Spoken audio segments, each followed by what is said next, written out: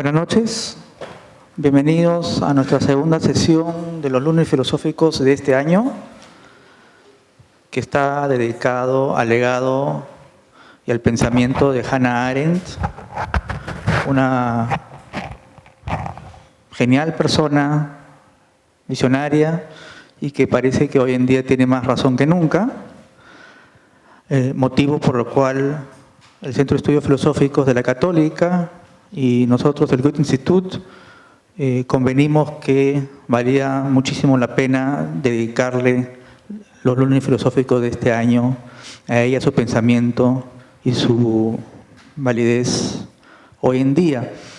Para la segunda sesión, que tiene como tema la crítica de los totalitarismos, tenemos tres invitados que nos va a presentar a Bárbara Zavala, del Centro de Estudios Filosóficos de la Católica, y a quien ahorita le voy a dar el micro. Pero quiero aprovechar también para invitarles a la siguiente sesión, que va a ser en junio, donde sí también vamos a hablar de ese famoso término de la banalidad del mal, y donde estarán Soledad Escalante, Betsabe Marcani, perdón, creo que no puedo leer mi letra, y acá mi querida Pepi Patrón, que ha sido profesora mía en Filo 3, algo así, hace mucho tiempo, y que todavía recuerdo. Bueno, de la parte formal y de la parte, digamos, de seguridad, a su izquierda y derecha tienen las puertas de salida para cualquier emergencia. Si desean salir y volver a regresar, por favor, usen la tercera puerta que está ahí como que entreabierta, por donde todavía entra el público, para no distraer la conversación. Y bueno, esperamos que el conversatorio no solamente sea entre 4 personas que están acá en el escenario, sino también con todo el público acá presente. Y bueno, con eso también voy terminando. Y no quería olvidarme de invitarlos para mañana, que tenemos la segunda sesión dedicada a Sostakovich, curada por el compositor peruano Cedel Cuentas, con material de la, del archivo digital de la Filarmónica de Berlín, que también es una serie de conciertos comentados que nos gusta muchísimo poder ofrecer. Y el miércoles tenemos también el cine de miércoles, que ofrecemos varias películas a través del año, lo que es el cine. Bueno, como ven, tenemos una programación súper variada y habiendo cumplido con la difusión y las indicaciones de seguridad, también de los celulares, por favor apáguenlos. Le dejo con Bárbara para que presente a la mesa de hoy. Gracias.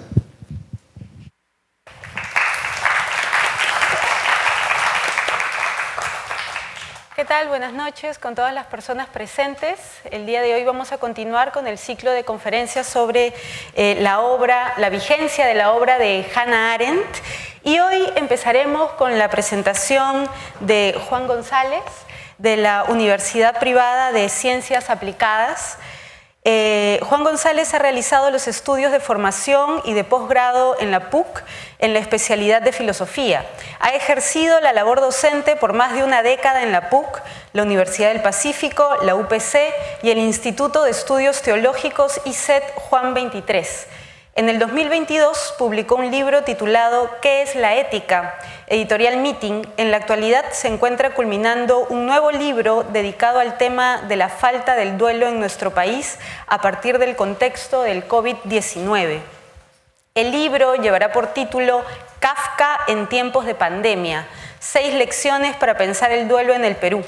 Además, ha desarrollado el trabajo de crítico de cine y de curaduría cinematográfica, organizando diversos eventos.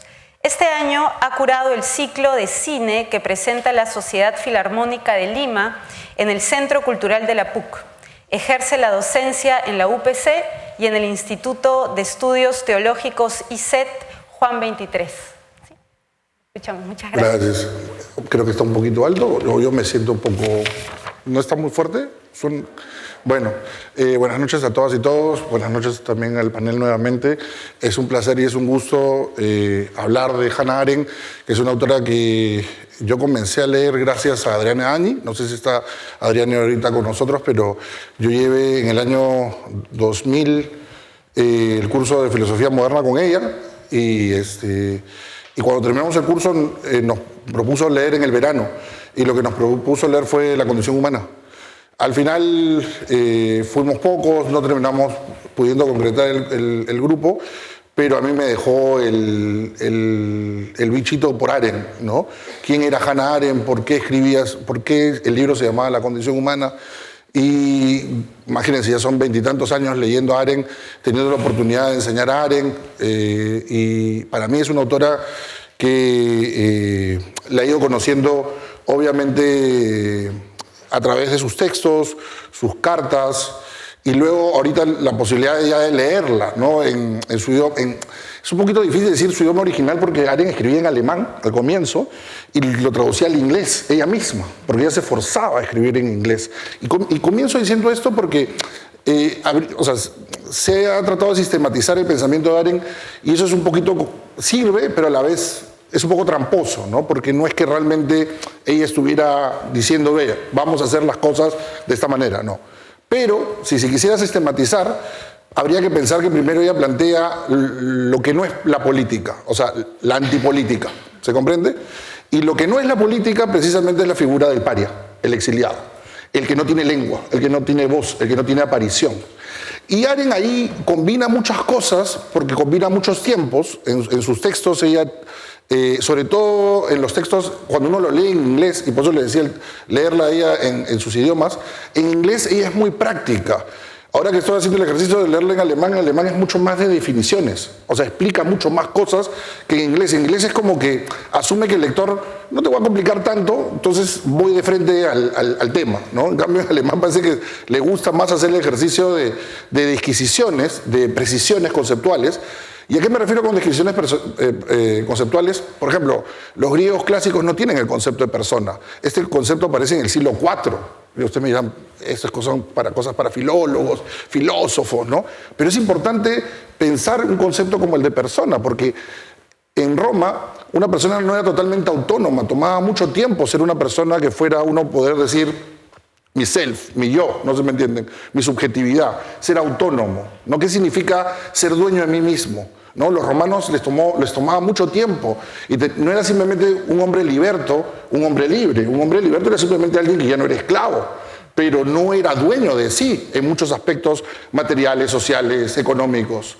Entonces, los romanos son los que se interesan mucho en el tema de la distinción entre el exilio y la aparición. O sea, piensen, Arendt se había formado en Alemania, había estudiado con Heidegger, después se pasa a estudiar con Jasper por recomendación de Heidegger, porque aparte tiene un problema, como es amante de Heidegger, tiene un problema con la esposa de Heidegger, termina yendo a estudiar con Jasper. Jasper es un buen maestro de Arendt, y por los temas de Alemania termina yendo a Francia, se termina adaptando a la sociedad francesa unos años, pero luego tiene que escapar. No logra escapar su buen amigo Walter Benjamin, ¿no? Una de las razones que leamos Benjamin es gracias a Hannah Arendt, no solamente es a Adorno y Horkheimer, sino a Hannah Arendt, ¿no? Ella sale con su manuscrito sobre la violencia, ¿no? De Europa y llega a Estados Unidos, y en Estados Unidos, cuando escribe ese texto de Nosotros los refugiados, es muy ilustrativo, ¿no? Cuando yo comienzo a enseñar Arendt, comienzo con ese texto porque piensen, ella dice, nosotros los refugiados. ¿Quién era el refugiado clásico? El refugiado era el que pensaba de forma distinta, el que había hecho un acto político, social, y que por eso mismo reclamaba refugio, normalmente en una iglesia, en un espacio santo, ¿no? Pero era alguien, nuevamente, una persona, no se me entienden. Alguien que era reconocido legal, socialmente, y que tenía la posibilidad precisamente de seguir manteniendo su persona pidiendo refugio. ¿Se comprende? Pero la figura del refugiado, en el caso de Arendt, no es por una cuestión política, no se me entienden, sino es simplemente, son seres que son colocados Y eso es algo que Arendt va a comenzar a desarrollar. Acuérdense lo que les decía. Primero ella piensa la antipolítica, lo que no es la política. Lo que ha hecho un régimen nazi, que es un régimen totalitario, es primero quitar todo el ámbito jurídico. O sea, quitarle a una persona la condición de persona. O sea, nacionalidad, lengua, ¿se comprende lo que le digo? Derecho a aparición, poder hablar, poder reclamar, que lo que uno reclama haga eco en los demás, ¿no? O sea, nosotros como sociedad somos una sociedad que lamentablemente nos distinguimos porque las voces no hacen eco, ¿no? Hoy ha pasado una cosa terrible con mineros. En todos lados se habla, pero en 2 días, 3 días eso pasa y se olvidaron del tema de la minería ilegal en el Perú nuevamente. Aunque es uno de los temas más importantes que deberían pensar. Pero nadie piensa en esas cosas, porque son voces que no tienen aparición, que no tienen presencia. Son como exiliados en un mismo país, ¿no? Entonces, lo que les decía, lo que hacen los nazis primero es retirar la persona jurídica. Nadie lo reclama, nadie lo cuestiona. A los judíos les quitan su persona jurídica. No solamente los judíos, gitanos y muchos más, ¿no? Personas de la comunidad LGTB y más. Le quitan primero la parte legal. Luego lo que dice Arendt es lo que te quitan es la capacidad moral. O sea, la capacidad de poder decidir ya moralmente. Porque cuando te retiran tu parte jurídica, cuando no te reconocen como persona, ¿tienes capacidad moral? ¿Tienes la posibilidad de reflexionar críticamente, pensar críticamente? O sea, eso es una de las cosas que a veces no pensamos cuando no nos detenemos a pensar que vivimos en una sociedad donde la gente sobrevive. Y cuando la gente sobrevive, es difícil pedirle, no se me entienden, una deliberación moral. Porque ya se le ha retirado la capacidad de ser tratado como ¿qué? Como gente, como persona, jurídica, social, como alguien que uno puede replicar, reclamar, demandar. Y finalmente es convertirte simplemente, pensar en ya como si fueras un ser orgánico, ¿no? Como si te devolvieran básicamente, ¿no? Ella piensa en los musulmanes, ¿no? En los campos de concentración, ¿no? Esta gente que estaba totalmente vuelta sobre sí, porque estaba totalmente, ¿no? O sea, sin alimento, ¿no? O sea, estaba totalmente en un ser orgánico, desechable. Entonces ella comienza a pensar, ¿no? ¿Quién es el que pide refugio? Precisamente el sujeto o la persona a la que se le puede retirar todas las condiciones que deberían ser condiciones básicas de una persona. ¿Se entiende? Entonces, cuando se le puede retirar a alguien todas esas condiciones, hay una nueva situación política. Ya esto no es dictadura, esto no es autoritarismo, esto no se me entienden. Ninguna de las formas políticas anteriores podía describir un poder que pueda retirar a la persona todas sus condiciones, todos los elementos que son constitutivos del humano, que posibilitan lo humano, que hacen que el humano tenga sentido. ¿Se comprenden hasta ahora lo que les digo? Entonces, si hay algo interesante en Arendt, al comienzo es esto. Ella comienza a distinguir, cuando dice nosotros los refugiados, es que es una nueva categoría política, es una nueva situación, no son los refugiados, como les vuelvo a repetir, porque pensamos políticamente distinto, ¿no? Porque tenemos una creencia, o sea, imagínense, ser católico en medio de una sociedad inglesa en el siglo XVIII, no se me entiende, ¿no? Tengo una religión diferente, pido refugio, ¿se entiende? No, esta es una situación en la cual se te ha retirado todas tus condiciones legales, morales, ¿no? De aparición, de persona, se te ha retirado todo y se te niega completamente. Entonces, ¿cuál es la respuesta que tiene el refugiado? Y acá aparece ya inmediatamente un tema que va a continuar luego con Eichmann, ¿no? ¿Cuál es la postura de muchos refugiados? Presentarse como alguien que es igual a los que ya existen, no sé si me entienden. O sea, vestirse, hablar con el cliché. O sea, no sé si me dejo entender. O sea, no quiero sonar... O sea, por ejemplo, si eres migrante, algunas cosas que me parecen más ridículas, pero entiendo que los jóvenes lo hacen, aprender inglés y sonar como lo que creen que es sonar como americano, no sé si me entienden, para no ser discriminado cuando hablas inglés. No sé si han escuchado que tratan de imitar a Taylor Swift o tratan de imitar alguna serie que esté de moda, porque de esa manera les evita, no se me entienden, que alguien se burle porque suena. ¿Y cómo tendría que sonar alguien que tu lengua no sea el inglés? No sé si me entienden. ¿No? Es como cuando un castellano hablante ha pasado del quechua al castellano, ¿cómo tendría que sonar? Pero en Lima es una ciudad que se despierta hablando quechua, ¿no? Y se duerme hablando quechua, pero durante el día todo el mundo habla castellano, supuestamente. Pero hay muchos espacios donde la gente es quechua hablante y mara hablante, pero ¿por qué no lo hacen durante todo el día? Porque socialmente somos una sociedad clasista, racista todavía, que en vez de querer que nuestros hijos aprendan quechua o aymara, preferimos que estudien, no tengo nada contra el guete, ¿no? Alemán, francés, inglés. ¿no? Porque son idiomas que les van a permitir un desarrollo social, cultural, político, de aparición. Van a ser tratados como persona, como gente. Entonces, ella habla inmediatamente de que muchos refugiados ya se olvidan del alemán, ya no quieren ser alemanes, no se me entiende, no tienen costumbres alemanas. Ellos hablan, aparecen, se sienten. Aymans en potencia, no sé si me entienden. Todavía no está pensando en Ayman, pero es como que ya lo estuviera intuyendo. O sea, ¿qué ocurre con la persona? No sé si me dejo entender. Que quiere ser uno más, el normal. No sé si me entienden, ¿no? Cuando uno es, muchas veces cuando es niño, tus padres te dicen, pero sé normal. ¿Qué es ser normal? No sé si me entienden. ¿Qué es ser encajar? ¿Por qué el miedo a ser diferente? Porque no queremos que nos molesten, que se burlen de nosotros, que nos degraden, que nos sientan inferiores. Pero ser diferente en realidad debería ser algo que nos guste, que nos diferencia, es algo que nos agrada, es encontrarte a ti mismo. Pero lamentablemente las sociedades no permiten eso. Y lo que se da cuenta, como les digo, nosotros los refugiados, Aren, es eso, que la gente quiere encajar. Porque encajar es fácil, es no pensar, es no tener que cuestionar el orden. Es simplemente hacer lo que todo el mundo dice, lo que todo el mundo hace. Entonces, los refugiados aparecen inmediatamente y quieren ser, no se me entienden, un americano más. Olvidarse del alemán, olvidarse de su lengua.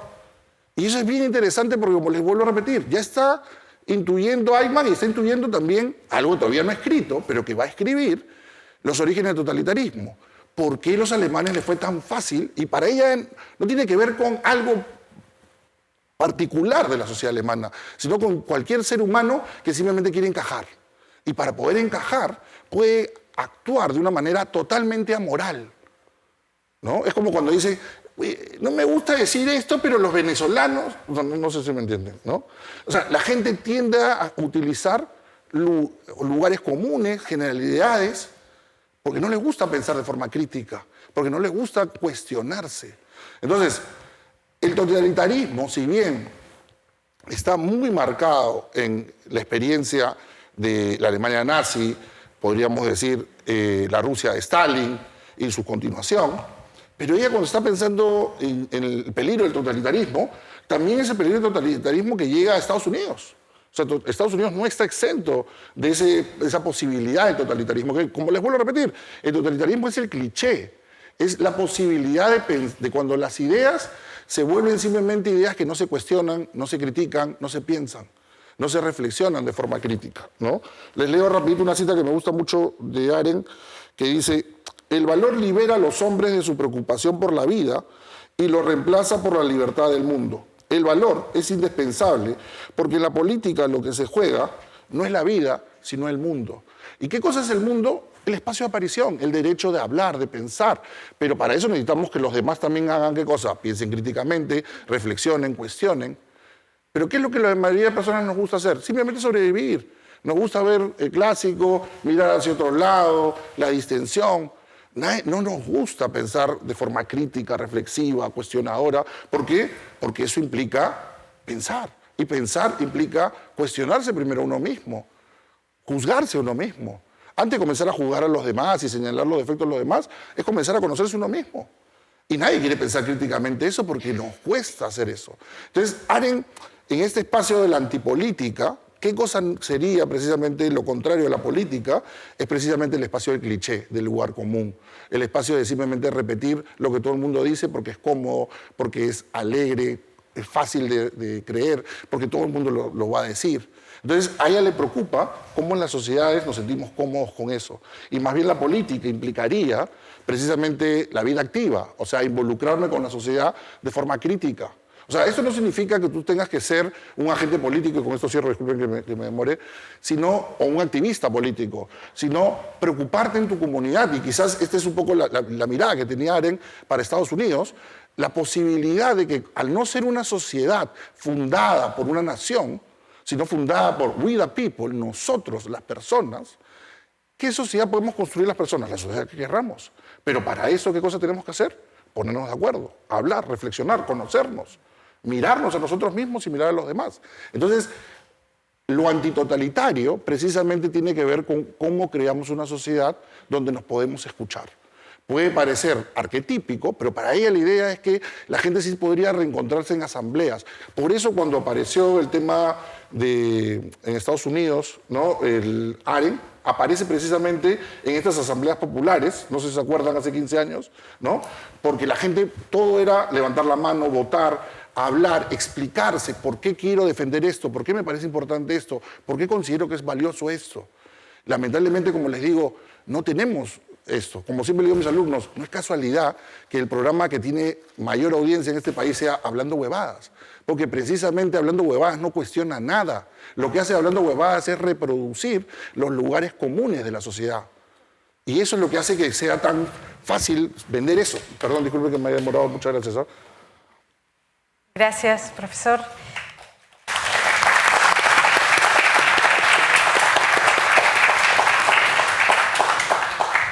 Bien, ahora contaremos con la participación de Claudia Rosas Lauro. Claudia es doctora en Historia por la Universidad de Florencia, Italia, y magíster en Historia por la Pontificia Universidad Católica del Perú, donde se desempeña como profesora principal del Departamento de Humanidades, directora de la Maestría en Historia, miembro del Comité Directivo del Doctorado en Historia y decana de la Facultad de Estudios Generales Letras. Es miembro de número de la Academia Nacional de la Historia del Perú y vicepresidenta americana de la Asociación de Historiadores Latinoamericanistas Europeos, AILA. Sus últimos libros son Los rostros de la independencia, 2021, Mujeres de armas tomar, la participación femenina en las guerras del Perú republicano, 2021, con Nelson Pereira, Estado, Memoria y Sociedad en Ayacucho, Cusco y Lima, 2021, con Bernard Lavalle, El virreinato del Perú en la encrucijada de dos épocas, 1680-1750, del 2022, y con Nelson Pereira y Juan Marchena, Ayacucho, la batalla final por la independencia en el 2024. Te escuchamos, Claudia.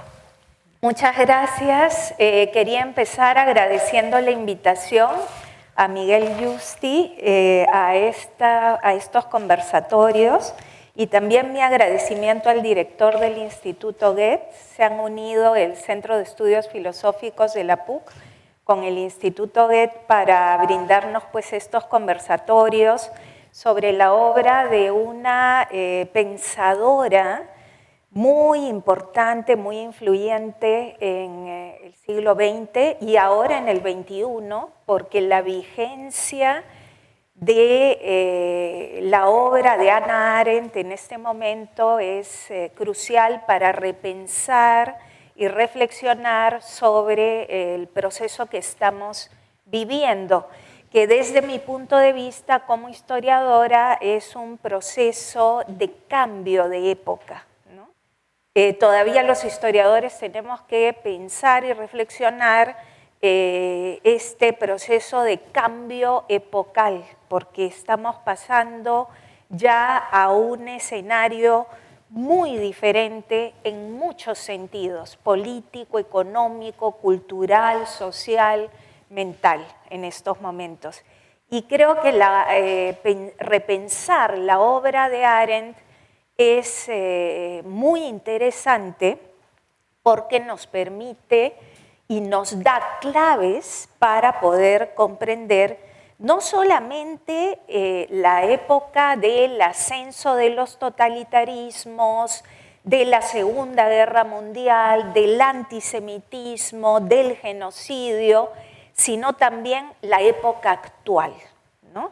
Y me atrevo a decir que tiene muchos visos de comparación en ciertos aspectos, tal vez no integralmente, a lo que se vivió en ese momento. Es decir, una suerte de regresión en muchos aspectos que luego pasaré a comentar. Pero la mesa que nos convoca en este conversatorio, cuyo título me encantó, Pensar peligrosamente, muy pertinente, porque realmente en el mundo de hoy pensar es peligroso, ¿no? Como decía Hannah Arendt, y esa es la expresión que eligieron los organizadores de estos simposios, porque precisamente uno de los elementos de la condición humana es el pensar, y el pensar libremente. Ahora, voy al tema de la mesa, que era la crítica de los totalitarismos, que me permitió ver la obra de Arendt también muy interconectada, porque es un nudo esencial que se vincula no solamente con los orígenes del totalitarismo, publicado en 1951, que luego publica como Elementos y origen del dominio total en 1955, y que tuve la oportunidad de volver a revisar algunos pasajes, algunas partes de esta obra tan importante, sino que esta obra está conectada con toda su reflexión integral, ¿no? Con el tema del mal absoluto, de la banalidad del mal, con el tema de la condición humana y aspectos que ya ha mencionado el expositor que me precedió. Entonces, quería empezar por la noción de dominio total, ¿no? Que me parece un concepto muy importante en su obra y que tiene varias aristas y varios aspectos, y está representado en su tiempo, porque no hay que olvidar que la estrecha, compleja, íntima relación entre la pensadora y su época y su contexto. Ella es judía, alemana, entonces aquello sobre lo que reflexiona es aquello sobre lo que está viviendo.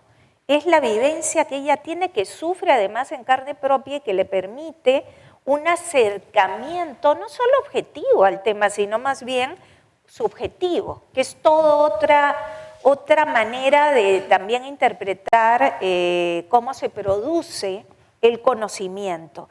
Pero creo que esta relación, que es una relación bastante compleja y de varias idas y venidas, que no tengo tiempo acá de desarrollar, está ahí presente, porque recordemos que cuando analizamos a este tipo de autores y sobre todo una pensadora que ha marcado con su pensamiento la comprensión de una época, el contexto no es un telón de fondo, no es algo, digamos, que está ahí simplemente como telón de fondo de los acontecimientos, sino que está imbricado con su propio proceso de reflexión y de pensamiento. Pero avancemos un poco más. Efectivamente, la idea de dominio total es el desmantelamiento de todos los aspectos del ser humano a nivel jurídico, a nivel moral, ¿no? La idea de que participen en su propio exterminio y autodestrucción, por ejemplo, todos los niveles, ¿no? El pensar, que no puede ser un pensar libre, ¿no? Y para Arendt, el nazismo y el estalinismo, o sea, no le interesa si es extrema derecha, extrema izquierda o lo que sea, pero el estalinismo y el nazismo son los ejemplos más claros, más logrados de lo que es totalitarismo, ¿no? Claro, podemos pensar también en la España franquista, pero ahí ella se enfoca, ¿no? en estos aspectos. Y lo quería relacionar con lo que estamos viviendo hoy porque peligrosamente vemos que hay una serie de características, aspectos, procesos que Hannah Arendt identificó en ese periodo que están ocurriendo hoy día.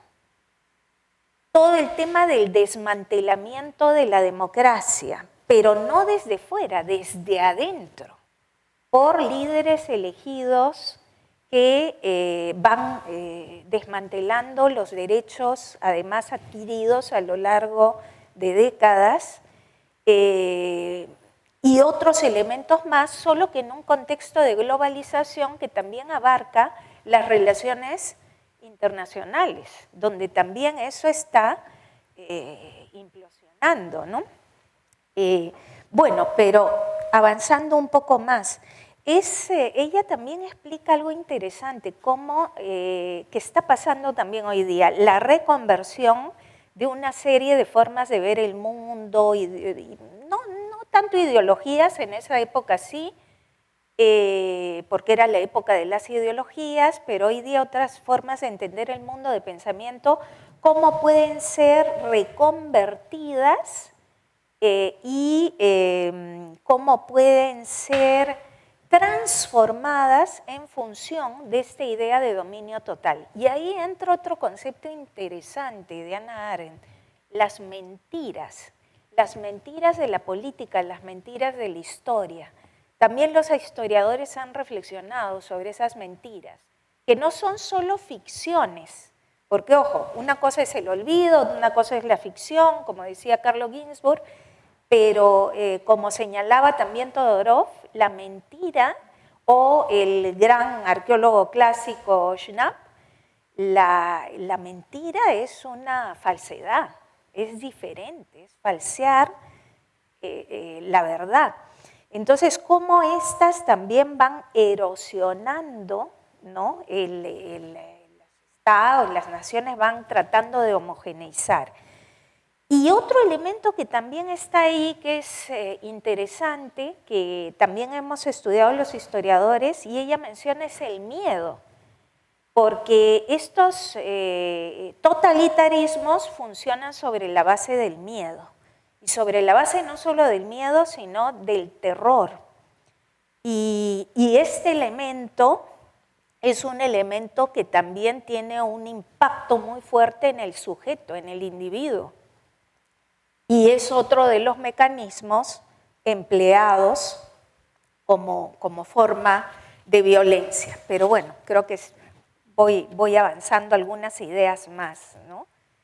Entonces, claro, hay esta reinterpretación de ciertos mandatos que son por una sociedad aceptados, pero son justificados, legitimados en otro sentido, en otra dirección. Y creo que esto también funciona mucho vinculado a otro elemento que también Hannah Arendt puso de relieve y que está conectado con el totalitarismo, que es la opinión pública. Justamente ella es una de las teóricas que también se utiliza para el estudio de la historia de la opinión pública, junto con Jürgen Habermas y otros, y es bien interesante porque está cómo manejar a las masas a través de la opinión pública y de estas reinterpretaciones de mandatos que finalmente resultan como mentiras, ¿no? Y aquí también entra toda la distinción que ella hace entre público y privado y no solo la distinción entre lo público y lo privado, sino cuando hay una conjunción entre lo público y lo privado, ¿no? Por ejemplo, cuando ella comenta la obra de Jaspers, ¿no? Ella menciona esto, ¿no? No es solamente el pensar libremente y su obra como algo privado, sino que es algo público, y él también es una persona pública que expone, ¿no? Como decías, que tiene voz, ¿no? Que es un concepto bien interesante, ¿no? Y que se vincula también con la idea de la voz pública de las mujeres, que citaba una historiadora clásica, ahorita se me ha ido su nombre, ¿no? Que implica tener voz pública, que además puede incluir como ha pasado con las mujeres a lo largo de la historia, una represión muy dura, muy fuerte por parte de la sociedad. Pero este tema del dominio total también tiene que ver con, porque ella hace una reflexión interconectada entre antisemitismo, imperialismo y totalitarismo. Y ahí es interesante, ya será el tema de la otra mesa, la idea de mal absoluto. que me pareció bien interesante también para entender el mundo actual. Estos dos conceptos, el mal absoluto, ¿no? Pero también la banalización o la banalidad del mal. El mal que es ese mal hecho administrativamente, burocráticamente, automáticamente, ¿no? Como decía, amoralmente, ¿no? Y que tiene un impacto tremendo, ¿no? Y como hoy día no solamente estamos presenciando una banalidad del mal, sino una suerte de teatralización del mal, comicidad del mal, ¿no? El presidente de Estados Unidos, Trump, da unas medidas que tienen un impacto terrible a nivel mundial. Termina teatralizando ese tipo de medidas, como quitar la ayuda internacional a las instituciones que brindan estas ayudas humanitarias. Y creo que ahí también la reflexión que hace Arendt nos podría servir para tratar de entender este escenario, ¿no? Donde hay esta banalización del mal, pero más allá, es como lo que decía Vargas Llosa, la sociedad del espectáculo. Es un espectáculo. Uy, ya, bueno, será para la discusión, voy cerrando. Y creo que, bueno, y sobre el tema que también tiene que ver con el dominio total, con el totalitarismo, es el tema de la condición humana, ¿no? La persecución, la deportación, la expulsión, llegando hasta el exterminio total, ¿no? La solución final. Creo que toda esta reflexión apuntaba también no solo al antisemitismo, sino al racismo, ¿no? Cómo es deshumanizar al otro para poder eliminarlo, ¿no? Y es algo que también estamos viendo con los expulsados, perseguidos, refugiados, ¿no? Cómo estigmatizar y deshumanizar al otro para poder, bueno, cosificarlo.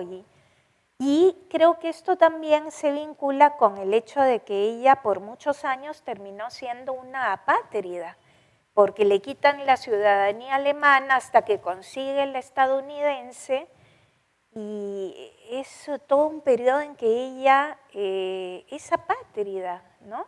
Y eso también en su obra me parece interesante. Yo no lo he llegado a analizar, pero lo estaba pensando mucho, y creo que su obra nos da para pensar, bueno, muchas otras cosas más. Y tengo un minutito, ya, rapidito.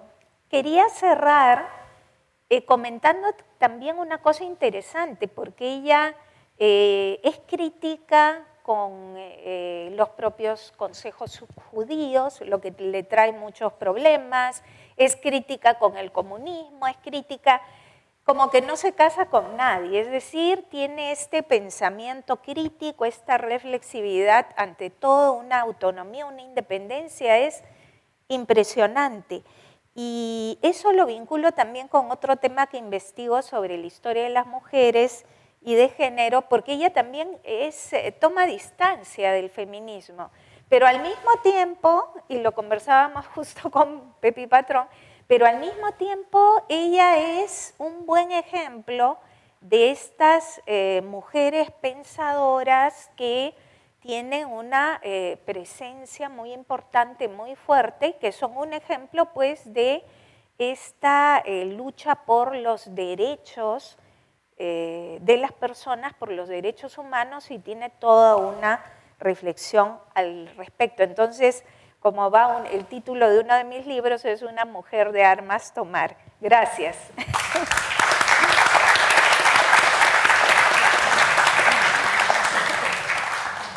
Bien, continuamos en esta oportunidad con Katy Subirana. Es comunicadora social, egresada de la Universidad Nacional Mayor de San Marcos, periodista especializada en cultura, género y derechos humanos. Ejerce el oficio desde el año 2005. Ha trabajado en medios y organizaciones nacionales e internacionales. Es maestranda en Género y Desarrollo por la Universidad de San Marcos y tiene una especialización en Comunicación y Derechos Humanos por la Universidad Alberto Hurtado de Chile. Actualmente forma parte del equipo de comunicaciones del Instituto de Democracia y Derechos Humanos de la PUC. Te escuchamos, Katy. Gracias. Gracias, Bárbara. Bueno, muchísimas gracias. Primero, buenas noches con todas y todos. Quiero agradecer especialmente al profesor Miguel Yusti por la confianza, por invitarme a ser parte de esta mesa y de verdad es un gusto muy especial compartirla con Claudia, que es una profesional que conozco hace bastante y que admiro mucho. Y también es un gusto conocer a Juan y a Bárbara esta noche. Bueno, como Bárbara ha dicho, yo soy periodista. Al contrario de lo que hacen Juan y Claudia, ellos son los que estudian desde la academia. Los periodistas lo que hacemos es acercarnos a lo que hace la academia para poder acercarlo a la gente. Desde esa posición como periodista me acerqué a Hannah Arendt alguna vez mientras trabajaba en un medio de comunicación. Yo trabajé en el comercio muchos años, trabajé en el Dominical, pero también me acerqué a Hannah Arendt como estudiante de comunicación social en San Marcos y más recientemente como estudiante de la maestría en género. Y uno de los trabajos que hice sobre Hannah Arendt, que es el que creo me tiene aquí sentada, es hablar de o leer los orígenes del totalitarismo y usar los conceptos de Hannah Arendt para explicar de alguna forma ciertos productos culturales de uso más popular, las películas. Hice un trabajo en el que hablaba sobre cómo los orígenes del totalitarismo podían entenderse o podían usarse para entender ciertas películas que son muy conocidas, sobre todo por quienes les gusta la cultura popular, ¿no? Si son muy de cine independiente, de repente debería hablar de otro tipo de películas, pero mi trabajo lo hice con películas más populares. Por ejemplo, V de Vendetta, que es una película basada en un cómic de Alan Moore. Es una película un poco distinta, ya que está basada en un cómic, es un cómic también un poco distinto, pero más que hablar hoy solamente de V de Vendetta, me gustaría hablar un poco de los productos culturales que pueden utilizar los conceptos de Hannah Arendt para entenderlos de una forma más profunda. Creo que hay varios tipos de productos culturales que nos pueden hablar del totalitarismo, ¿no? Si hablamos de una época pre-Hannah Arendt, yo tengo siempre muy presente a dos películas que no sé si han tenido el gusto de ver, si no se las recomiendo mucho. Una es Sopa de gansos, de los hermanos Marx, y otra es El gran dictador, de Chaplin. No, son dos películas en las que la figura del dictador, la figura de la persona que ostenta el poder, es la protagonista. Entonces, ¿por qué me parece interesante esto? Porque hasta ese momento no se sabía, no se tenía una conciencia de cuáles eran los efectos de los gobiernos totalitarios sobre la gente. Pero sí se tenía una idea de cómo los gobernantes, los que ejercían el poder dentro del totalitarismo, actuaban. Entonces, ambas películas se centran en la figura de los gobernantes y cómo actúan ellos en su forma de no en cómo sus decisiones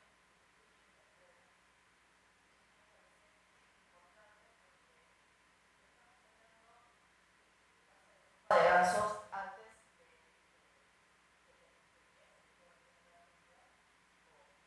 esa no recuerdo ¿no? Ambas películas fueron prohibidas por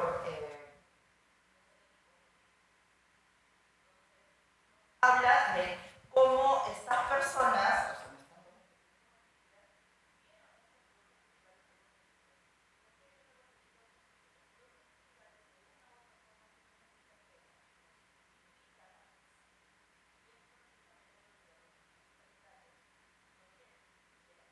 piense que la gente del monte a plantearles para que ellos en la cotidianidad.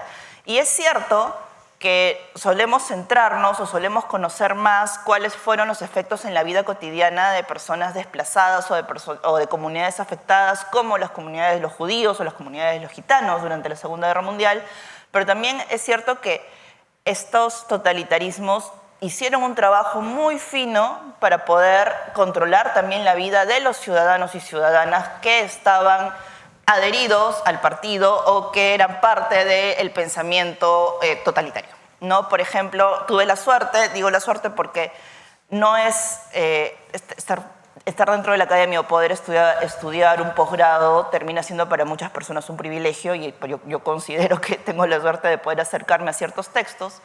Y uno de los textos que tuve la suerte de leer en la maestría fue uno que hablaba de cómo el nazismo hizo un trabajo de filigrana con las mujeres para convencerlas que tenían que ser madres para que sus hijos sean parte del proyecto totalitario y sean ofrendados al partido. Entonces, vemos que el pensamiento único no tenía que ver solamente con la superioridad de la raza, con el hecho de exterminar comunidades que eran diferentes a las que tenían características diferentes a las que había planteado Hitler, sino también en que las comunidades, la comunidad alemana, las personas que pertenecían supuestamente a la raza elegida, también tenían que cumplir determinados parámetros y tenían que cumplir determinadas acciones para poder pertenecer adecuadamente a este partido o a este gobierno totalitario, ¿no? Entonces, cuando leemos los orígenes del totalitarismo, Hannah Arendt, una de las cosas que dice, y lo digo en sencillo, porque de formación profesional los periodistas siempre tratamos de hablar la forma más sencilla posible, una de las cosas que ella resalta son aquellos factores que hicieron posible el totalitarismo, ¿no? Está el racismo, por supuesto, está el antisemitismo, está este tipo de cosas que al final son las que terminan permitiendo que las poblaciones afectadas, las poblaciones consideradas diferentes, sean excluidas. Pero no solamente se las excluye a ellas como personas, como seres humanos, también se empiezan a erradicar sus costumbres y sus culturas, su literatura, sus películas, y se empiezan a tratar de reemplazar por otro tipo de productos culturales. Por eso a mí me parece importante analizarlo también desde el punto de vista de los productos culturales.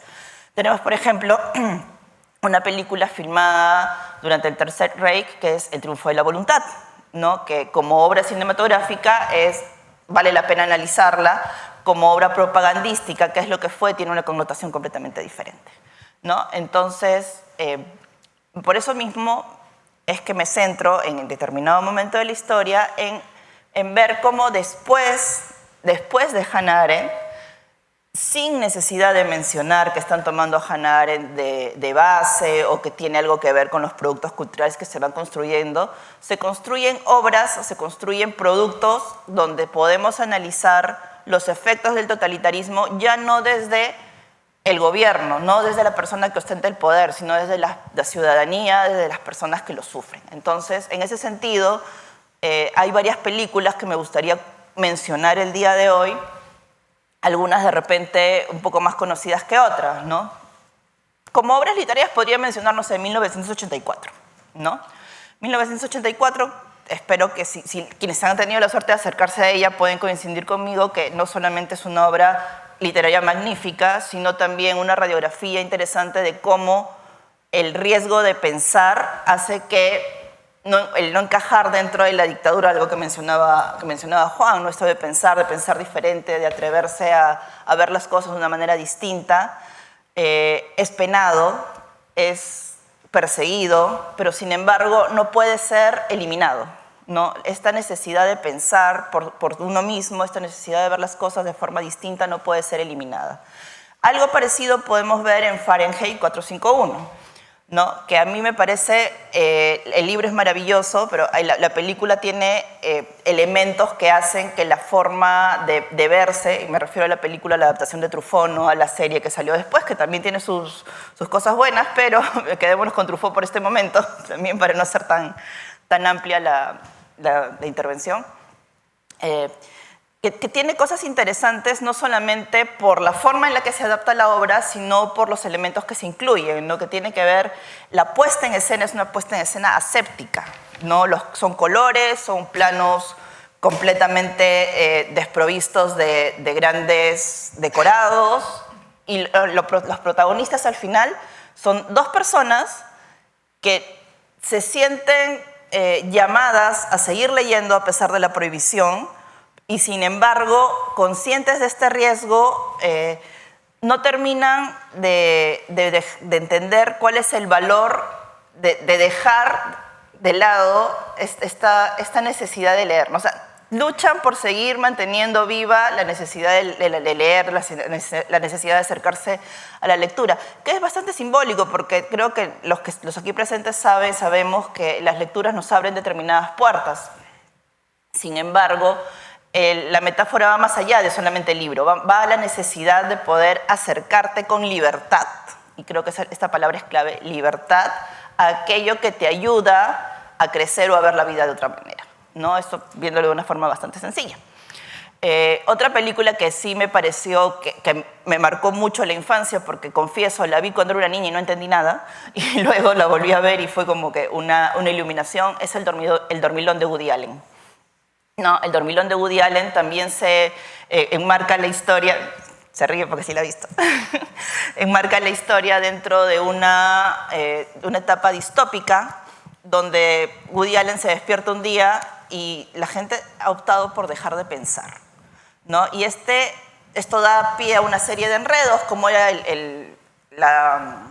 la costumbre o el estilo de Woody Allen desarrollado. Siempre ha tenido un lado cómico bastante desarrollado, pero sobre todo en los años 70.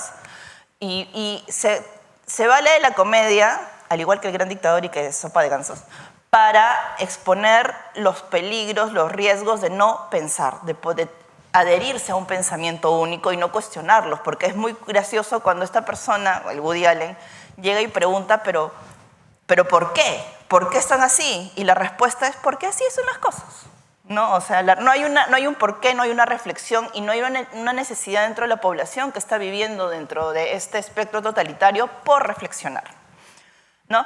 Y bueno, luego llegamos, muchos años después, ¿no?, a V de Vendetta. V de Vendetta, que es una distopía mucho más cruda. ¿Por qué?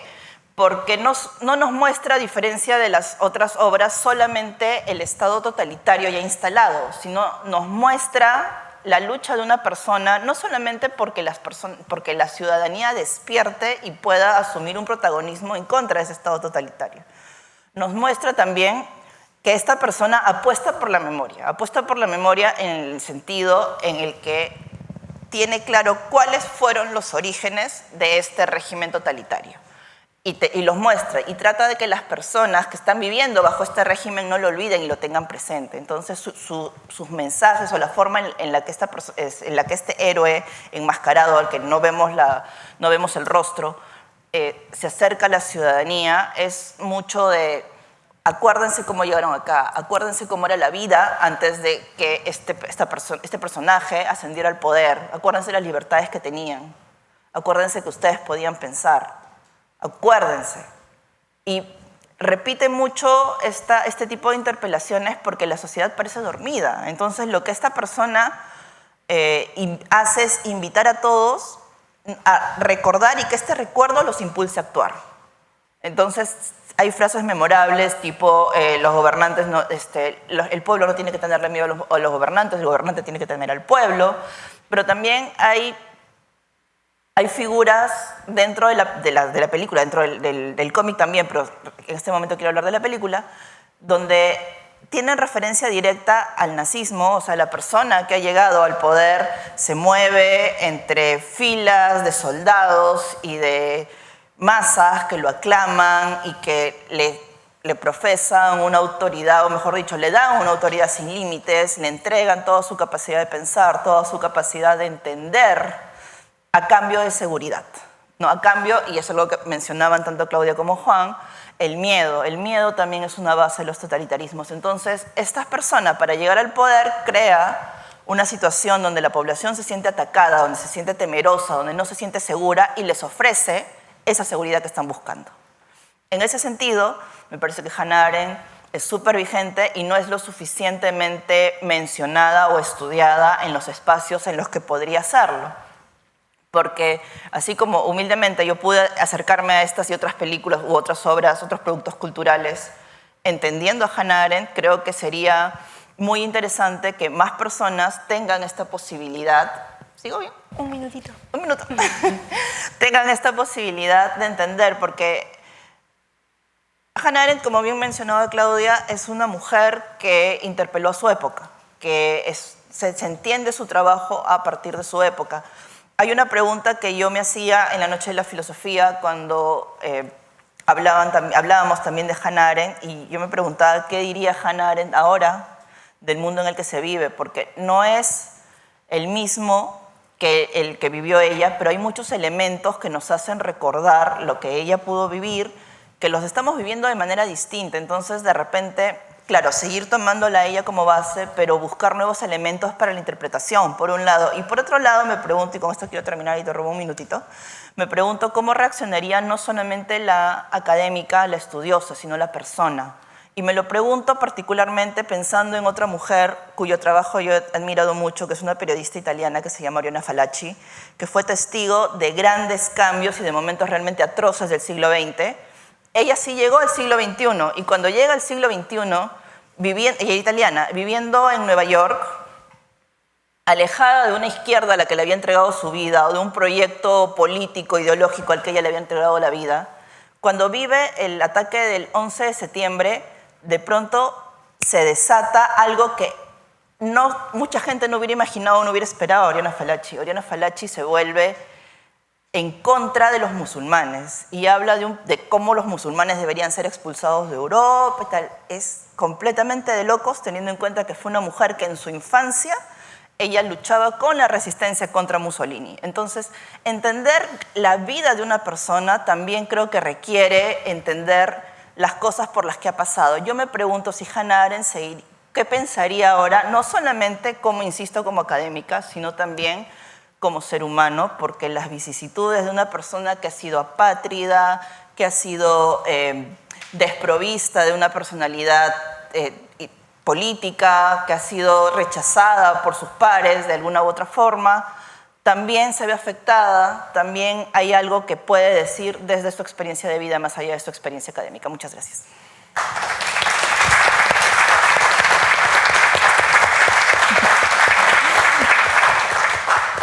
Bien, agradecemos a los tres conferencistas y ahora vamos a iniciar con la ronda de preguntas.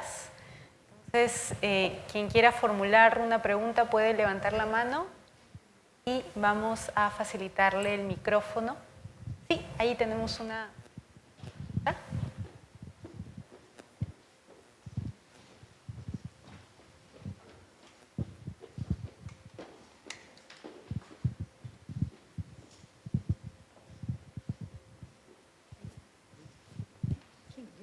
¿Quién quería formular la pregunta? Ahí atrás, ahí.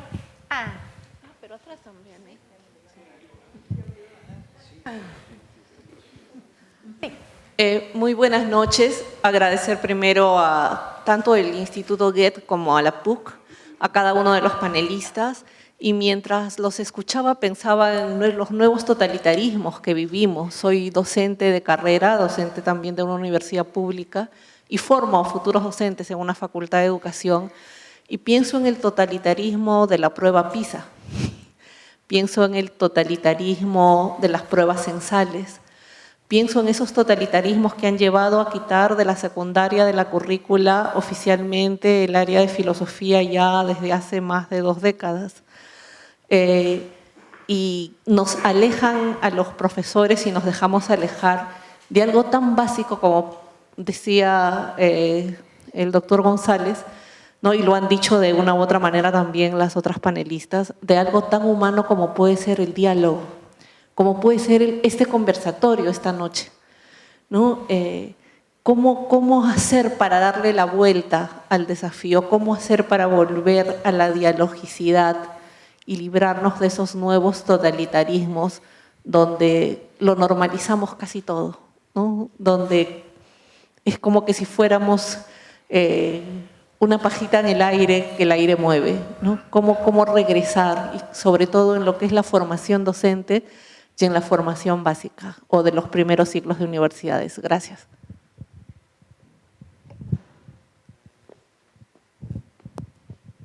Seguimos con la ronda de preguntas.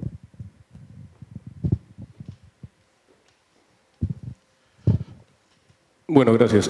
Mi pregunta era, ¿cómo podíamos analizar, bajo la perspectiva de esto que han comentado de los totalitarismos, el gobierno de Dina Boluarte, por ejemplo, ¿no? Vemos una señora que tiene una desaprobación y un nivel de ilegitimidad enorme, pero parece que ella vive en otro mundo, ¿no? Una total desconexión con la realidad, ¿no? Y también lo acabo de percibir en esta conferencia de prensa que tuvo hoy al mediodía a razón de los trágicos sucesos que han ocurrido en Patás, ¿no? Totalmente, parece que la señora vive en una realidad paralela y nuestra sociedad está prácticamente capturada por esta secta ultraconservadora, ¿no? Que prácticamente ya está restringiendo prácticamente todos los pocos canales de libre expresión que existen en nuestro país. ¿Cómo podríamos analizar esta situación bajo el concepto de Hannah Arendt? No lo sé.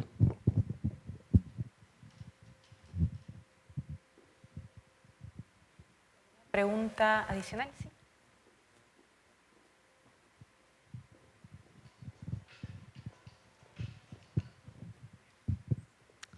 Sí, bueno, agradecerle a los expositores y al Instituto Goethe por este espacio que realmente considero muy necesario hoy en día. Y bueno, mi pregunta iba más o menos por el lado, por un nuevo totalitarismo tal vez pasivo, tecnológico y virtual, del cual se está propagando y distribuye opiniones y moldea el pensamiento de la gente. Y tal como mencionó el expositor Juan González, no es casualidad que el podcast o programa más visto en todo el país sea el que mencionó. Y tal vez un nuevo totalitarismo pasivo desde el algoritmo y la inteligencia artificial estén redireccionando la opinión pública.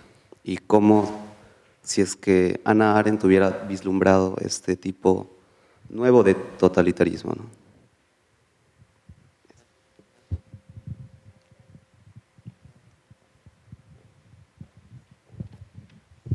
Buenas noches. Yo también escuchándolos me hace pensar de que muchos youtubers se quejan de que hay palabras que ellos no pueden mencionar porque serían desmonetizados, ¿no?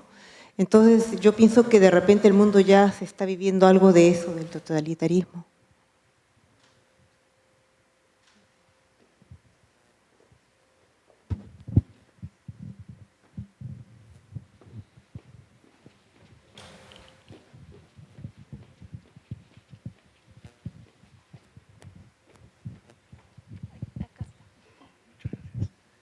Hola, buenas noches. Muchísimas gracias a la mesa por las presentaciones. Tenía en realidad dos consultas. Creo que era Orwell que decía esta cuestión de, justamente citando a Orwell, quien domina el pasado domina el presente. Ahí quería saber, bajo el lente de Arendt, cómo es la relación o cómo interpela ella la cuestión de la memoria, la cuestión del totalitarismo con la memoria colectiva, digamos, al hecho de perder o que la sociedad deje de tener memoria o que haya una apropiación de la memoria, digamos, hay una apropiación de la conciencia, ¿no? Y eso obviamente atenúa toda posibilidad de subvertir las cosas, digamos, ¿no? Y con respecto a la cuestión del producto cultural, claro, se entablan demandas fehacientes, ¿no es cierto?, a través del producto cultural, pero no sé si esto lo decía Gramsci, creo, pero el combate tiene que ser político, digamos. Entonces, en el medio, ¿cuál es un poco o sea, para la mesa, cuál debería ser un poco esa transición? Que si bien es cierto, mediante la cultura, en términos de producto, podemos expresar, digamos, la realidad, cómo posibilitar cierta transformación de la misma, ¿no? Yo sé que entiendo bajo la lucha política, pero ¿qué debería pasar en el medio, digamos, ¿no? Gracias.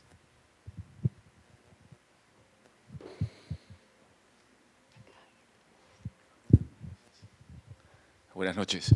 Quería pedirles como un consejo, ¿no?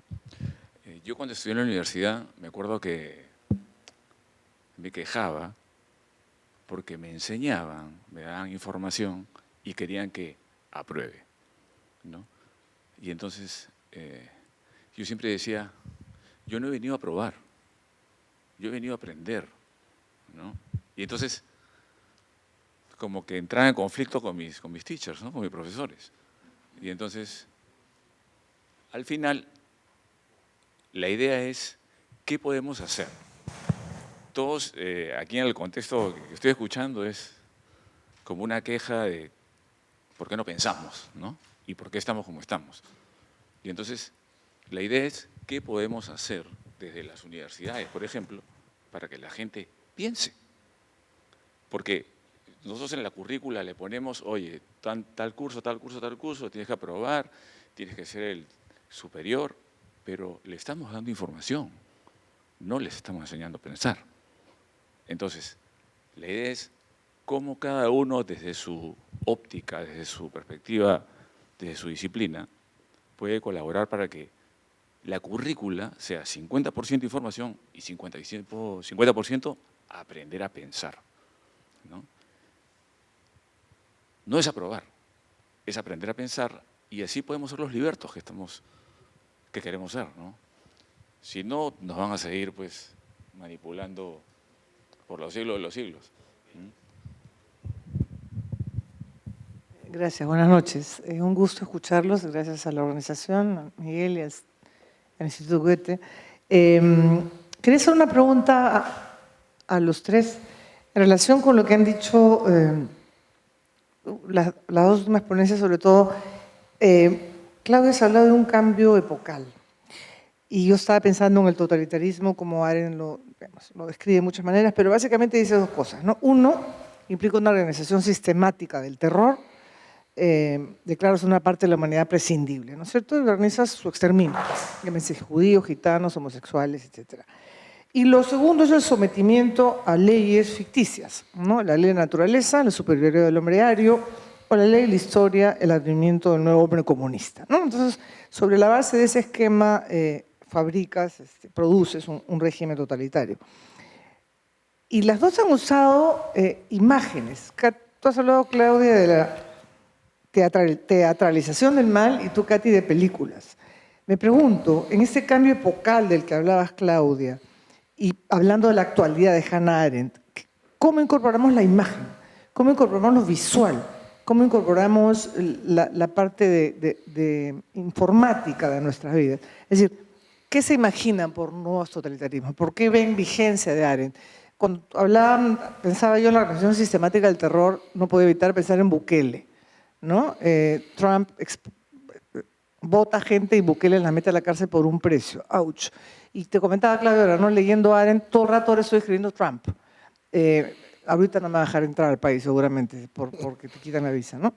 Pero, ¿por dónde vamos? O sea, ¿por dónde ven ustedes que la imagen puede jugar un papel nefasto o, como tú lo decías, Katy, positivo, en el caso de la reflexión de estas películas, ¿no es cierto? ¿O ella va a ser parte de esta incapacidad de pensamiento crítico que mencionaban algunas antes? Gracias.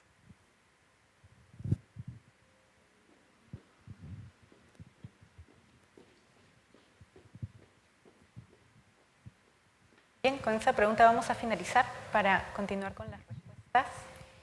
Buenas noches a los panelistas y a todos los presentes. Disculpen ustedes que fue muy tarde el momento en el que llegué. Sin embargo, pude escuchar a la última exponente y era realmente mi voluntad estar aquí para participar en este ciclo. Escuché a uno de los cuestionadores que mencionó la palabra totalitarismo pasivo. Y inmediatamente recordé la exponente última cuando mencionó el nombre de la película El dictador de Charles Chaplin.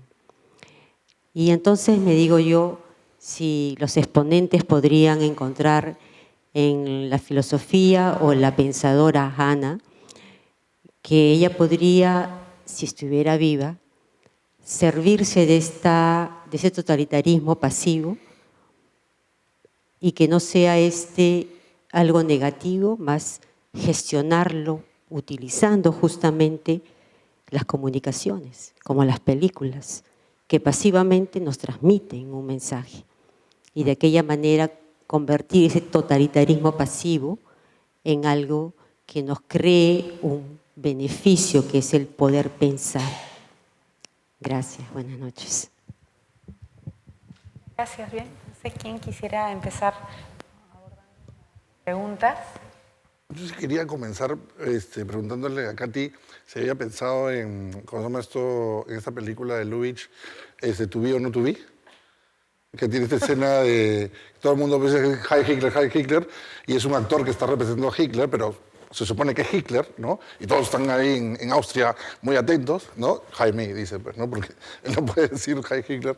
Y después pensaba en los productores, digamos, pues, ¿no? No sé si la trabajaste, porque tiene esta escena, pues, clásica de nazis bailando en estilo vodevil, digamos, ¿no? Pero pensaba mucho en que hay un autor que se llama Sheldon S. Bowling, que es un profesor norteamericano que ya falleció, y él hablaba que en Estados Unidos había un totalitarismo invertido. Y hablaba del totalitarismo invertido porque él decía de que el mercado se había convertido en una manera como de pláceme, ¿no? O sea, ahorita hablaríamos de inteligencia artificial y cómo la inteligencia artificial está construida bajo una cuestión del goce. O sea, nosotros no estamos acostumbrados a ser conscientes, pero por ejemplo, las máquinas de apuesta, los juegos de video y muchas cosas funcionan en relación a la promesa permanente del goce, ¿se entiende? O sea, como que vas a ganar, como que vas a ganar, como que vas a ganar. Entonces, dejar de hacerlo es como que vas a perder y vas a perder la siguiente oportunidad. Es un poco lo que les pasa a los conductores de Uber. Los conductores de Uber piensan que la siguiente carrera, no se me entienden, va a ser la gran carrera, ¿no? Entonces, uno se ríe de eso, pero eso estaba pensando Arendt cuando, o sea, creo yo, en la actualidad, cómo puedes utilizar el mercado para ir ampliando esta lógica. Yo creo que lo que piensa Bowling es interesante porque amplía lo que está pensando Arendt hacia la época contemporánea, ¿no? O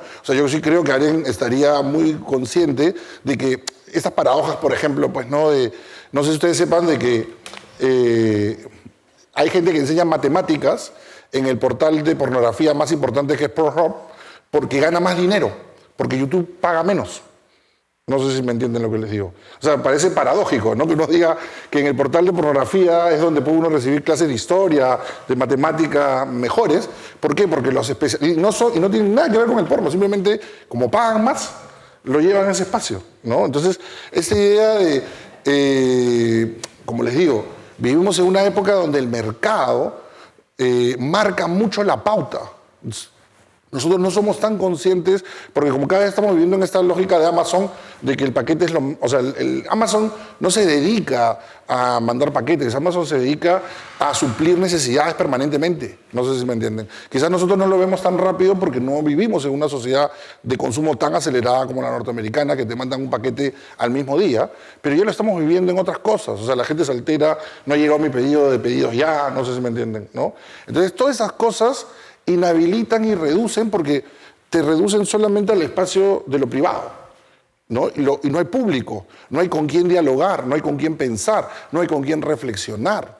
Espacios como estos son importantes, no porque vengan a escuchar especialistas o gente que sepa, sino porque crean espacios para poder dialogar. Y espacios para poder dialogar, lamentablemente, no hay. Y si hay, lamentablemente, se monetarizan de forma muy baja. O sea, un amigo mío que trabaja en El Buen Librero, recién alcanzado después de 7 años, 100.000 personas. O sea, no sé si me entienden. O sea, una persona que por más de una década ha venido trabajando incesantemente fomentando la lectura. Recién ha alcanzado 100.000 personas. Eso lo alcanza, no sé si me entienden, cualquier youtuber haciendo cualquier tontería.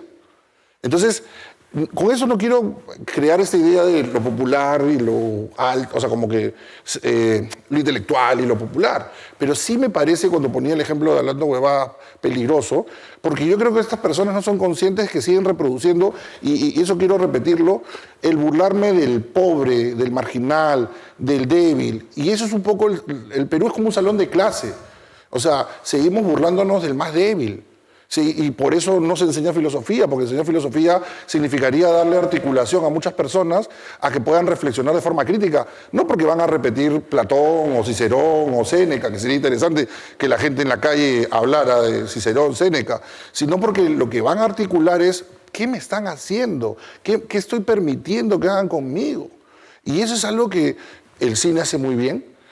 de tanto burlándose como también parodiando, pero a veces cada vez más ya no hay espacio para las parodias, ya no hay cine inteligente, cada vez es más cine de consumo, ¿no?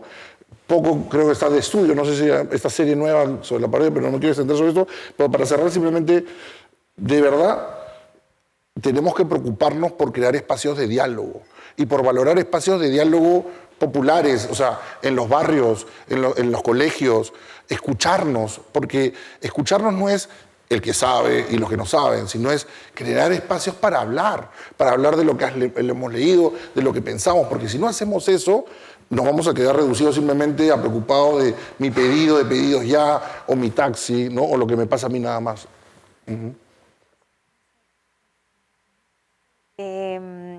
Bueno, voy a tratar de reflexionar o contestar lo que han planteado.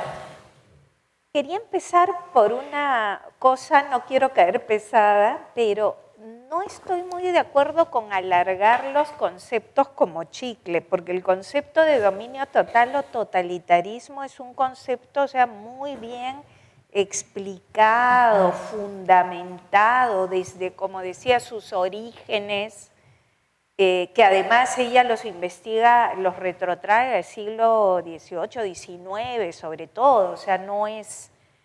y ve sus componentes, sus elementos. Y eso sí yo diría tener un poco de cuidado de no usar los conceptos así tan a la ligera, ¿no?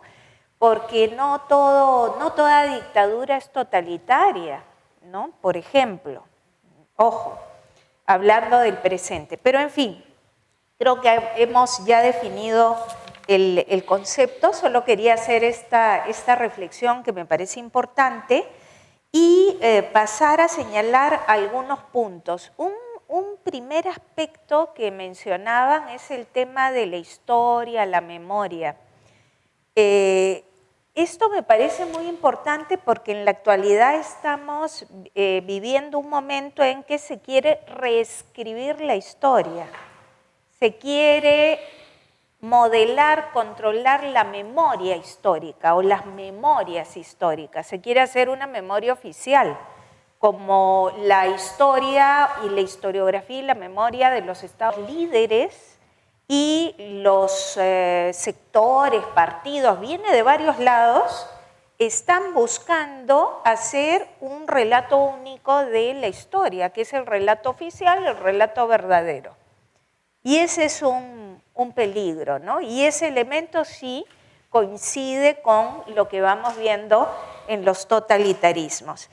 Y todavía es más riesgoso porque estamos en un contexto actual que estamos en la sociedad de la posverdad, ¿no? Como decían, si está en las redes, es verdad. O sea, no interesa tanto el criterio de si es verdadero, falso o ficticio, sino algo que es falso puede ser creído y es parte de la sociedad de la información, las redes sociales, ese es un efecto, ¿no? Entonces creo que para efectos de pensar lo que preguntaban sobre qué hacer en la enseñanza, aprendizaje, en la educación superior hoy día, tenemos que ser conscientes de la época que estamos viviendo, con una sociedad, o sea, con un posverdad, globalización, redes sociales, y ahí se controla efectivamente, como decían, la opinión pública. Entonces ahí tiene un rol muy importante la filosofía, las humanidades en general, porque justamente son las que dotan de ese pensamiento crítico para distinguir las falsedades, lo falso de lo cierto, las ficciones, ¿no?, que crean estos líderes. Pero además creo que hay otra cosa importante, y es que estamos en un momento, yo hablaba de hoy como un cambio epocal, no sé exactamente cuándo, crisis del 2008 debe ser así un periodo largo, pero 2010, qué sé yo, hay que pensarlo, hay que reflexionarlo. Y hay que sistematizarlo, pero el asunto es que, por ejemplo, algo que discutíamos en la mañana a través de una conferencia es el fracaso de las democracias, pero que implosionan desde dentro. No son las dictaduras de viejo cuño, estábamos frente a movimientos, o sea, modelos de gobierno híbridos, que en apariencia de democracia, porque son elegidos, se vuelven, lo que decía más atrás, dictaduras y tienen características dictatoriales, ¿no? Y creo que ese desmantelamiento, no solamente de lo jurídico que está ocurriendo, de los derechos de las personas, también está incluyendo la desconfianza frente a los valores democráticos, ¿no? Que permiten una sociedad con justicia, con tolerancia, con diálogo, todo lo que decían, ¿no? Entonces, esos elementos creo que hay que tomarlos en cuenta, ¿no? Y no es casualidad, porque a veces se ve como algo anecdótico y creo que nosotros como especialistas de la ciencia que cultivemos, eso que podría ser algo anecdótico, cómico, un detalle, a veces muestra cosas más profundas y más amplias. Por ejemplo, que nosotros estemos asistiendo a saludos nazis no es algo que se pasó por agua tibia. Es que si uno ve el contexto, hay una serie de elementos que nos retrotraen pues, a ese tipo de medidas, ¿no? Actualmente incluso estamos viviendo un genocidio, expulsiones, deportaciones y un largo etcétera que nosotros vemos, ¿no? Y sobre lo que mencionaban sobre la imagen, yo creo que la propaganda de los regímenes totalitarios es una buena muestra de la potencia de las imágenes, ¿no? Y eso está bien estudiado. Y cuando yo hablaba de esta teatralización, claro, se puede ver en el pasado, pero también en el presente, ¿no? Hablando de las redes, para poner un ejemplo, influencer que comía y comía y comía Foucault y todos los millones que lo veían, lo impulsaban a seguir comiendo, ¿no? Hasta que falleció de comer y comer. Y fue un espectáculo público, ¿no? Donde la gente participa del espectáculo.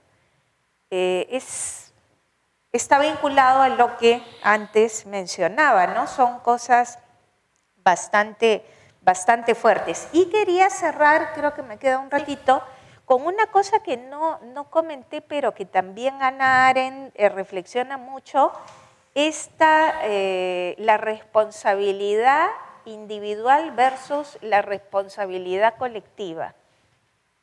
Y también se aplica a lo que nosotros estamos viviendo, pero lo que hemos vivido, por ejemplo, durante el conflicto armado interno, ¿no?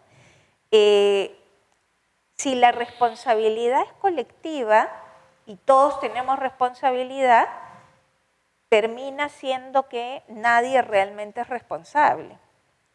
Y entonces ella sí hace una reflexión interesante sobre la responsabilidad individual, que creo que está vinculada a cuestiones que necesitamos mucho ahora, que es justicia, que es, ¿no? Que hay digamos, penas que se deben cumplir, ¿no? Porque si no, se diluye en una responsabilidad colectiva. Y ella hace esa reflexión mucho más profunda de lo que puedo decir ahora, pero creo que es bien interesante releerla para mirar lo que va sucediendo, no para aplicar el concepto así tal cual, pero sí elementos, porque el tiempo ha cambiado, pero sí una serie de elementos que nos dan pistas para entender porque la historia no solo avanza hacia adelante, también tiene retrocesos muy fuertes, ¿no? Y esa visión teleológica, ¿no? Ya no es, ¿no? Hay marchas y contramarchas en la historia, y cuando uno analiza la historia en la larga duración, puede ver. Y ahora estamos en un momento de unos retrocesos fuertes sobre todos estos aspectos que hemos ido comentando acá en la mesa. Gracias. Gracias, Claudia. Bueno, una de las cosas que hizo Hannah Arendt cuando escribió Los orígenes del totalitarismo, creo que fue, además de alertarnos sobre cuál fue el proceso por el cual se llegó a instaurar el totalitarismo, también fue dejar abierta la posibilidad y dejar abierta la advertencia de que esto podía volver a ocurrir, ¿no? Y creo que en este momento hay muchas, o mejor dicho, podemos encontrar en diversas partes del mundo muchos elementos que podrían alertarnos de que esto puede volver a ocurrir o que de repente está empezando a ocurrir. No lo sabemos todavía, estamos en una época de transición, como dice Claudia. Pero creo que hay una cosa sobre las responsabilidades o en los niveles de involucramiento que es importante, sobre lo que es importante reflexionar. Me gustaría decir dos cosas en ese sentido, ¿no? Por un lado, el año pasado entrevisté a un historiador italiano que se llama Steven Forti, que me dijo una frase que, más allá de un bonito titular, me parece una reflexión pertinente, ¿no? Lo que permite la democracia, que no permiten otros regímenes, es la posibilidad de desarrollar un proyecto de vida, ¿no? Con todo lo que eso implica, ¿no? Con el hecho de ser libre de decidir, de poder apostar, de poder elegir, ¿no? Y creo que de alguna forma eso también debería impulsarnos a involucrarnos de determinada forma con la sociedad o con el contexto en el que estamos viviendo, ¿no? Y en ese sentido me parece pertinente lo que preguntaba la profesora Pepi sobre la imagen, porque vivimos en una época en la que somos bombardeados de imágenes, ¿no? Ya no es lo mismo, o mejor dicho, ya no necesitas irte a una galería de arte o una exposición fotográfica para ver la foto de un artista o la imagen de un artista, para que una imagen te interpele. El problema es que como estamos bombardeados de imágenes, encontrar el espacio para que esa imagen te interpele es complicado. Estás tan acostumbrado a scrollear el celular en Instagram o en Pinterest o en lo que sea, en cualquier red social, en cualquier página web, que la atención se diluye. Entonces, sí creo que el ejemplo que ha dado Juan sobre este amigo, el buen librero, que estaba celebrando su 100K en YouTube, es ejemplo de la persistencia, ¿no? Yo creo que más allá de pensar en que si no voy a tener 100K en menos de un año, entonces no vale la pena apostar, yo creo que es la importancia de involucrarnos cada uno desde nuestro espacio para poder hacer una apuesta que vaya más allá del producto cultural, como mencionaban por ahí atrás, ¿no? Creo que quien acuñó la frase que lo personal es político tenía mucha razón, y creo que es una frase que se repite, se ha repetido, se ha traído cuenta mucho en los últimos años, y no sé si estamos siendo realmente conscientes de lo que eso significa, ¿no? Creo que sí somos, la peruana en este momento es una sociedad que vive entre el miedo, entre el temor de pronunciarse, de levantarse, de salir a la calle, porque se ha demostrado lamentablemente que muchos levantamientos han terminado con muchos muertos. Todavía estamos llorando los muertos del 2022-2023. Y eso ha hecho que nos repleguemos un poco como sociedad civil, ¿no? Creo que es entendible, ¿no? Nadie quiere perder la vida, pero tampoco podemos perder la vida en la pasividad, ¿no? Y la pasividad creo que puede ser nuestro peor enemigo, y encontrar la forma cada uno desde su espacio. Sé que puede sonar muy poco articulado decirlo así, pero si desde nuestros espacios buscamos articulaciones, creo que también es una forma de luchar contra aquellas imágenes que nos están dando a entender que las características que Hannah Arendt alertó, que podían configurar totalitarismos, están presentes, ¿no? O sea, mencionaba la profesora Bukele, podíamos mencionar Elon Musk haciendo el saludo nazi, ¿no? Y la facilidad con la que se ha viralizado también, incluso, me dicen, felizmente mi WhatsApp no ha llegado, pero la muerte de estos 13 trabajadores de la minera en Patás ha sido viralizado por WhatsApp y por algunas redes sociales. Entonces, ¿cuál es nuestra respuesta ante esas imágenes y cuál es nuestra apuesta profesional, nuestra apuesta desde la ética, nuestra apuesta desde la política, desde nuestro trabajo, ¿no? Creo que las redes sociales pueden ser un arma de doble filo en este momento, en el sentido en el que podemos tener hablando huevadas con miles de millones de seguidores que yo no sé si no son conscientes de lo que están haciendo. Yo creo que lo peor es que sí son conscientes, solamente que no les interesa. Y eso es peor, ¿no? Es peor que no les interese. Y bueno, a nosotros nos interesa, esa es la pregunta, ¿no? Nos interesa, más allá de simplemente no verlos, ¿cuál es nuestra apuesta? Creo que el hecho de haber dejado de sentirnos parte de nos está jugando en contra, ¿no? Y sería bueno que empecemos a sentirnos parte de, otra vez, cada uno desde su espacio. Eso es todo. Gracias.